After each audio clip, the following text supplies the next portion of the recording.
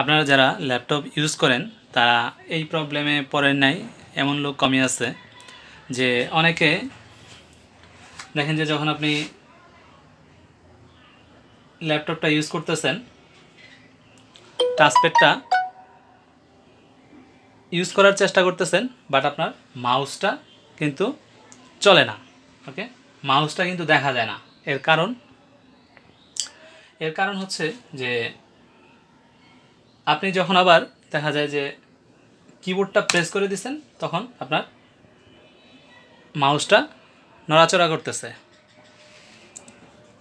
এরকম মাউসটা দেখা যায় কি না? ওকে, তো এরকম প্রবলেমে অনেকেই পড়ে থাকেন। এর মূল কারণ হচ্ছে আপনার কিবোর্ডটি শর্ট হয়ে যায়।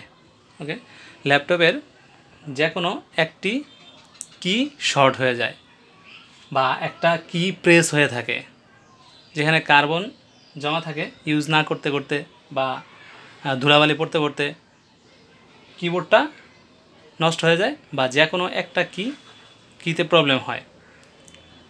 তো সেক্ষেত্রে হচ্ছে যে আপনি কিবোর্ডটা চেঞ্জ করতে পারেন, অথবা এক্সপার্টের মাধ্যমে কিবোর্ডটাকে খুলে ওয়াশ করে নিতে পারেন। ওয়াশ বলতে প্রথমে ব্লোয়ার আছে, তারপরে হচ্ছে আরও কয়েকটা প্রসেস আছে, যেই প্রসেসটা আমি এখানে বলতেছি না। বা আমাদের সাথে যোগাযোগ করতে পারেন।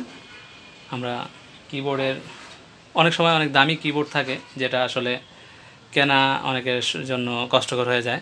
একটা কিবোর্ডের দাম 3 থেকে 4,000 5,000 টাকা হয়ে থাকে কিবোর্ডের। হ্যাঁ, তো সেই কিবোর্ডগুলো আমরা ঠিক করি এবং আমাদের সেই প্রসেসটা জানা আছে। তো এই ধরনের প্রবলেম হলে আপনারা আমাদের সাথে যোগাযোগ করবেন। এটা 100% কিবোর্ডের প্রবলেম। যখন কিবোর্ডটা প্রেস করেন, আপনার টাচপ্যাডটা কিন্তু চলতে থাকে, ঠিক আছে? এছাড়া কিন্তু চলে না। ধন্যবাদ সবাইকে।